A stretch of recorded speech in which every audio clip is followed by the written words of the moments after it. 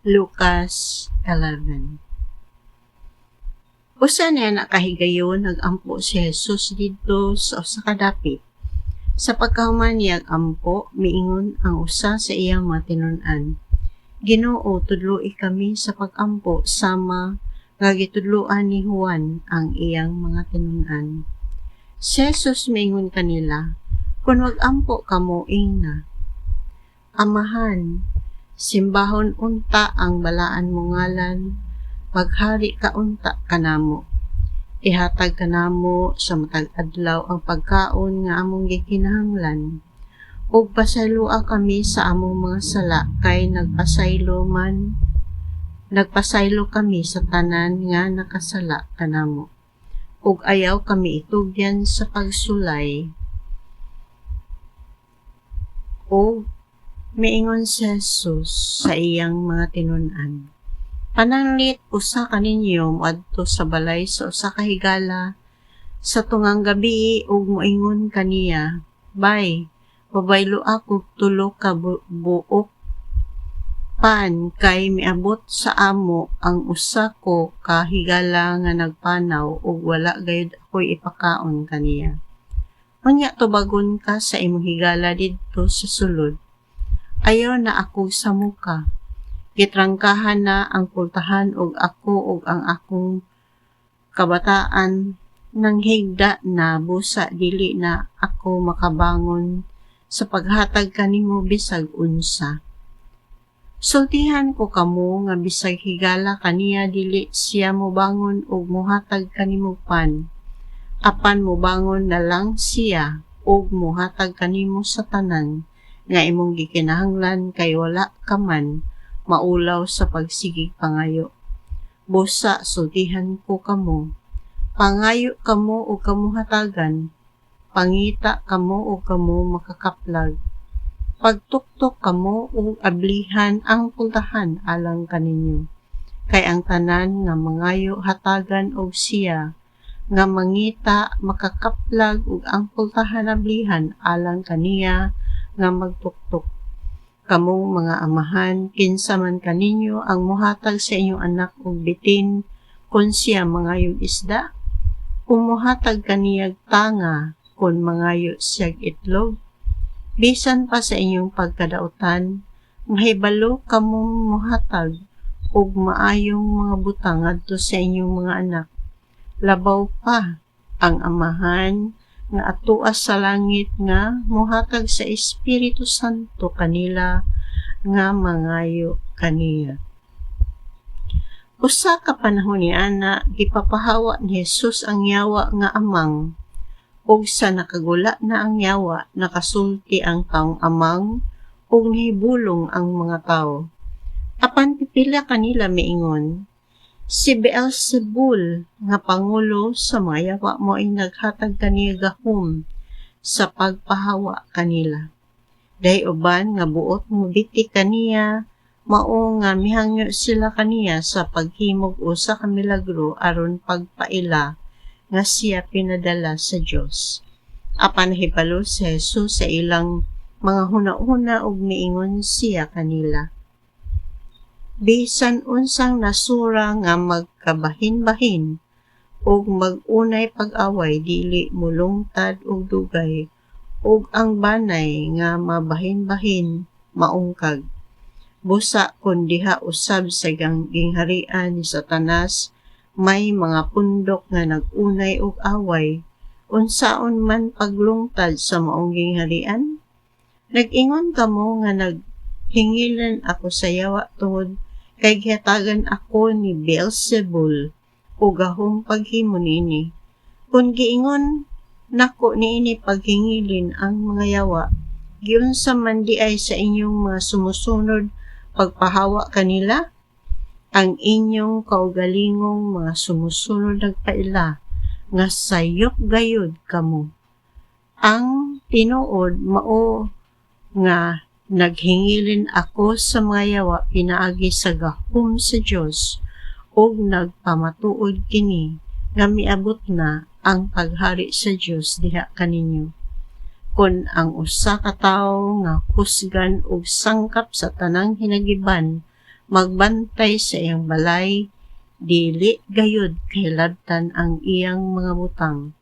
Apan, kung may mas kusgan pa nga musulong o mubuntog sa maong tawo, ang labing kusgan moilog sa tanang hinagiban nga gisaligan ni adtong tawhana o bahin-bahinon sa mas kusgan ang tinulis. Ang dili dapig kanako batok gayud kanako, ug ang dili motabang kanako sa pagtigom nagpatibulaag.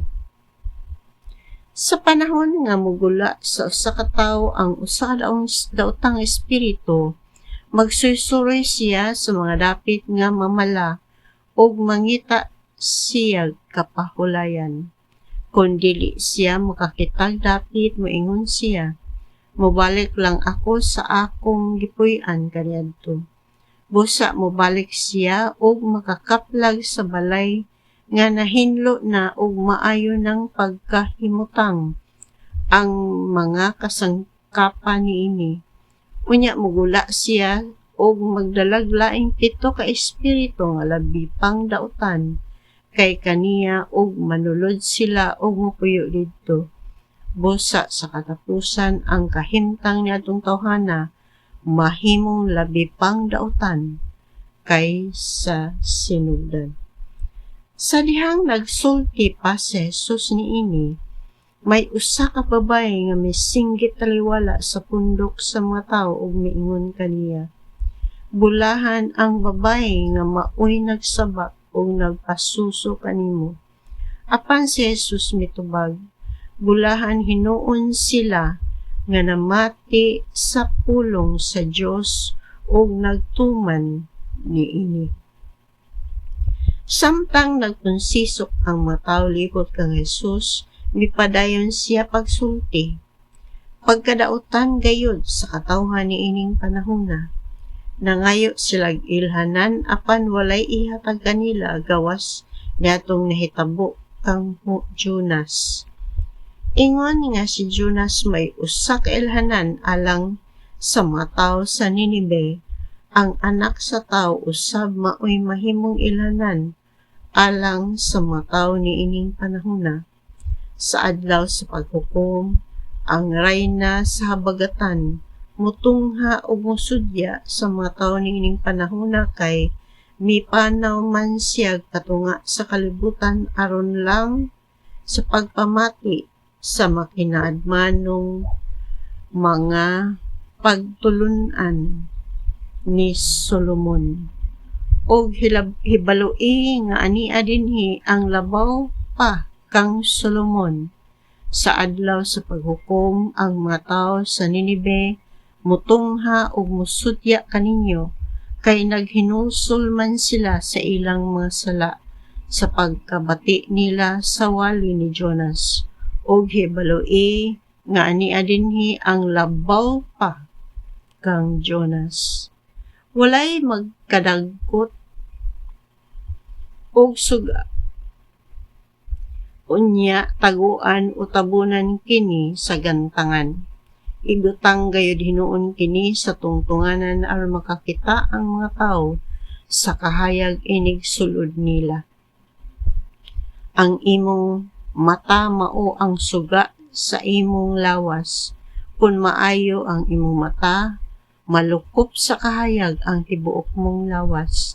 Apan kung daot ang imong mata, malukop sa kangit-ngit ang tibuok mong lawas. Busa, pagbantay nga ang kahayag nga anaa kanimo dili kangit-ngit. Kay kung ang tibuok mong lawas puno sa kahayag ug walay bahin niini nga anaa sa kangit-ngit, kini malukop gayud sa kasanag sama nga ang usa ka suga nagdan-ag kanimo sa tibuok nga kasanag niini. Sa nahuman na si Jesus og sulti, may usa ka Pariseo nga midapit kaniya sa pagpangaon. Busa miadto siya og nakisalo kaniya.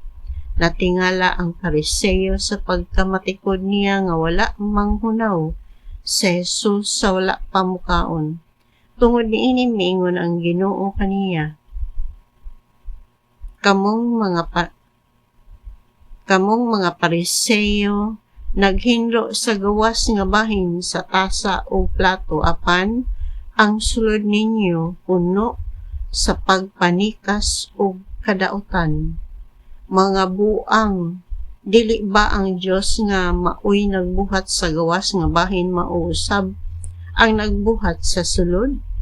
Apan ihatag ang anaa sa inyong mga tasa o plato ngadto sa mga kabos o mahinlo ang tanan alang kaninyo. Pagkaalaot ninyong mga Pariseyo, naghatag kamo ngadto sa Dios sa ikapulo kabahin sa mga lamas ingon sa herbaboyna o kaningag o uban pang utanon, apan wala ninyo hatagig pagtagad ang hustisya ug ang gugma sa Dios. Kinahanglan ninyong buhaton kining mga butanga sa walay pagpasagad sa ubang mga butang. Pagkaalaot ninyong mga Pariseyo, gusto kamo sa labing maayong mga lingkuranan sulod sa mga sinagoga o yukbuan kamo didto sa mga merkado.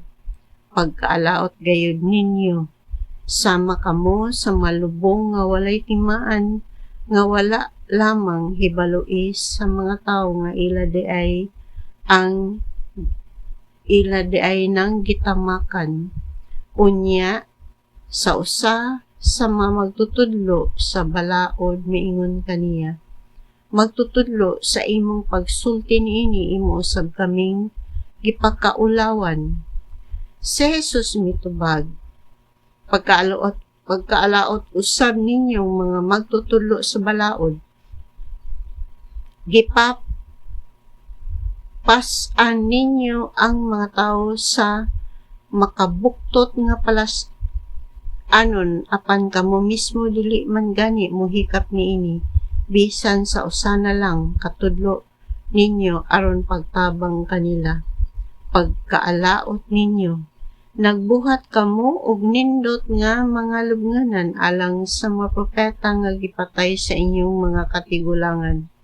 Sa ingon niini kamo mismo, miangkon nga kamo miuyon sa gibuhat sa inyong mga katigulangan kay sila maoy nagpatay sa mga propeta ug kamo ang nagbuhat sa ilang mga lubnganan.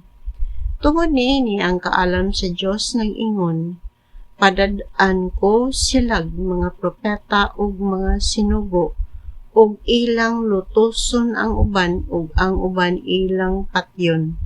Busa paninglan ang mga tawo niining panahona tungod sa ilang pagpatay sa tanang mga propeta sugad pa sa pagbuhat sa kalibutan gikan sa pagpatay kang Abel ngadto sa pagpatay kang Zacarias nga gipatay taliwala sa halaran ug sa balaan nga dapit.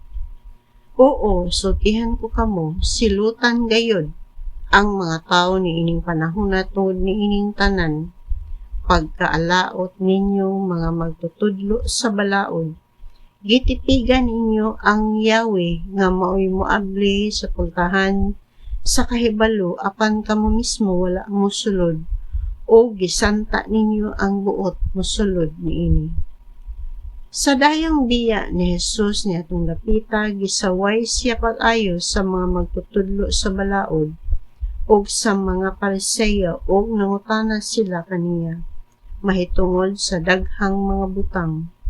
Gisulayan nila siya paglit-ag aron masakpan siya nga nasayop sa iyang gisulti.